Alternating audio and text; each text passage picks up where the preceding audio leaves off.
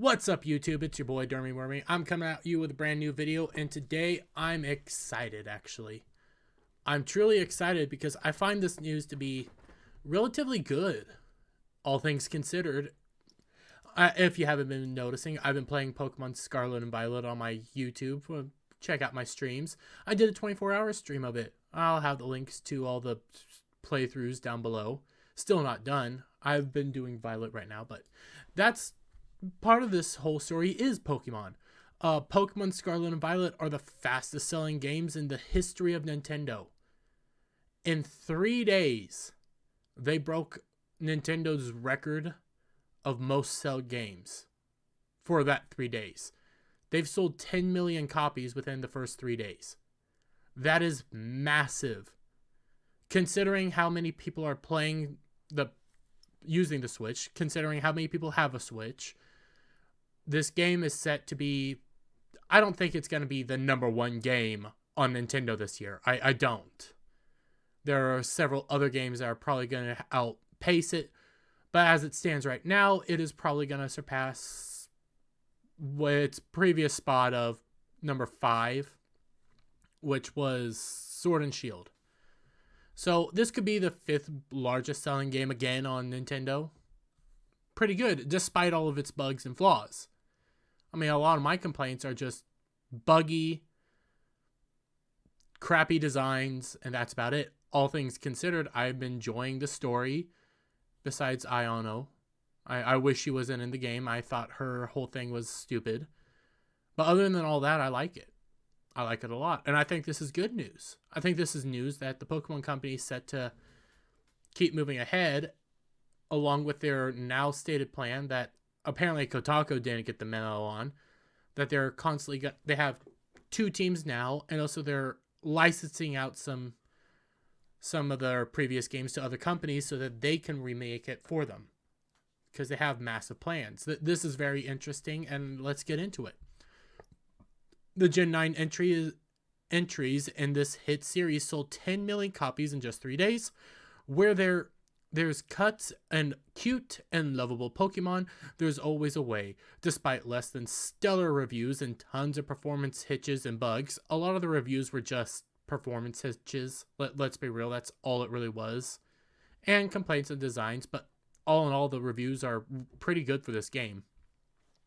Pokemon Scarlet and Violet just broke sales record on Nintendo Switch and beyond, moving 10 million copies in their opening weekend alone. This is the highest number ever for global and domestic sales in the first 3 days after the release of software for all Nintendo game consoles, including Nintendo Switch. The Mario Maker revealed in a press release last Wednesday. Roughly 4 million sales happened just in Japan, while the other 6 million came from abroad. To put that number in perspective, the last mainline entries in the series, Pokemon Sword and Shield, only sold 2 million copies in the first 2 days. Now, yes, it only sold 2 million copies. Now, I believe, and somebody in the comment section will probably correct me, I believe Legends Arceus also had a massive opening sale, because Legends Arceus really did, from Pokemon Sword up to, I argue from Sun and Moon up to now, Pokemon's been laying the groundwork for this massive open world game. Now, is it perfect? No. But all things considered, they've been steadily working up to here. Now, there's bugs, there's glitches, rendering issues up the wazoo, some things that can be easily fixed in a patch. But I'm excited to see where the Pokemon Company is going. There's DLC coming. We've already figured that out. Am I super excited for DLC? No. But it depends on what the DLC is that they're releasing. We know that there's a 3rd legendary. We've already seen glimpses of the 3rd legendary throughout the game and the terrestrialized crowns. We know that there's 2 other Paradox Pokemon. And there's rumors, this is a rumor, of Kalos, returning to Kalos, considering Paldea is supposed to be just underneath Kalos. They're like right there. So we could have a very interesting story set up here. Where everything's going, I still don't know, but thus far, the Pokemon Company is set on a decent track. 2 million for 2 million first 2 days. They are currently the 5th best-selling game ever on the Switch, suggesting Scarlet and Violet is on track to surpass them, and possibly even eventually unseating Animal Crossing New Horizons and Mario Kart 8. I don't think it's going to unseat Mario Kart 8 because everybody plays Mario Kart 8. Even though the game is evil, everybody plays Mario Kart 8. Everybody loves Mario Kart 8. Even though everybody also despises Mario Kart 8. It could potentially unseat Animal Crossing. The problem with that is Animal Crossing also came out at a very lucrative time. Mid-pandemic, one of the biggest games set to come out, and people still play it, and people still love it, even though I don't see the appeal. So there's some interesting areas around all of this. It could possibly unseat Animal Crossing. I doubt Mario Kart. That's their largest selling game. While part of Scarlet and Violet record-breaking suggests success, no doubt has to do with how many Switches Nintendo has sold in the 3 years since Sword and Shield. Very true. Nintendo Switch is also on track to be the most sold console. I believe it only has to beat 2 more things to be the most sold console, which is the PlayStation 2 and the Wii. Or the Game Boy. One of those 2. Well, PlayStation 2 is one of them, but they're on set to be one of the most sold consoles all time. And that's also very exciting. The fact that they are now the fastest selling games ever released on Nintendo platform, including the Wii and DS, adds a whole other impressive wrinkle in the milestone. And you also have to take into context that Splatoon was a massive seller too on its first week, breaking a bunch of sales records for Splatoon 3. Splatoon 3 kind of fell off a cliff because there's not a whole lot being added to the game. But you still have to take into account that Pokemon is also a very massive property. It's a very lucrative property. And the game is very large. I believe the clock in for people that were testing the game and the leakers said that it took them 60 hours to beat the game. And they were doing it slow. They were taking their time, but 60 hours is still a very long time for a Pokemon game. And it also shows that the game's objectively rough performance, true, and the glitches going viral on social media haven't seemed to hurt the sales pitch for them one bit. Fans are still playing the hell out of these games despite the at times Cyberpunk 2077 levels of bugs. No, there's not Cyberpunk 2077 launch day bugs. That is a awful comparison.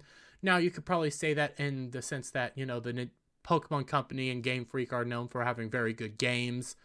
Same with CD Projekt Red prior to this, but at the same time, the Game Freak is not losing any sleep over these bugs. These are easy to fix bugs, while Cyberpunk 2077 was having basically game-breaking bugs. They put out a completely unplayable game at the start. So that's not a fair comparison. Bug performance issues. There had been speculation and certainly hope on the part of some longtime players that the widely criticized issues with Scarlet and Violet, which released within a year of both Brilliant Diamond and Shining Pearl remakes and Pokemon Legends Arceus, might push Game Freak to take its foot off the gas and allow more time in between releases. Now, the problem is that those games were also made by different parties. Arceus was made by Team B, while Brilliant Diamond and Shining Pearl was made by a completely different company, not Game Freak. It was licensed to them. So that's also not fair to say. Now, do I think that they need to maybe increase the duration in between games? Yes, but also we had a very massive time in between basically the Sword and Shield DLCs and Scarlet and Violet. So you had to put some stuff in between there. Brilliant. And usually you get maybe every other year a new game.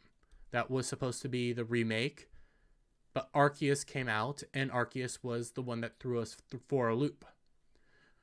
Now, maybe not doing 2 teams and having one big team for a better performing game would be a better idea. But we can only wait and see.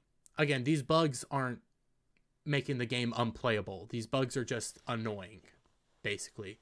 Rendering issues. Sometimes it feels like you're playing through a slideshow. Crappy designs here or there, but the designs are more personal than actually lovable. Well, more personal instead of subjective versus objective, basically. That's what I'm trying to get at. But all in all, Scarlet and Violet is still set to be one of the largest games for the Game Freak industry, that is.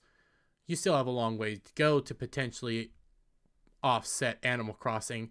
I highly doubt it's going to offset Mario Kart 8. But also this continues the trend for Nintendo Switch of basically all their games have been massive hits day after day, game after game after game. So the Switch is actually putting out stuff that people really, really like and are willing to ship out the money for it.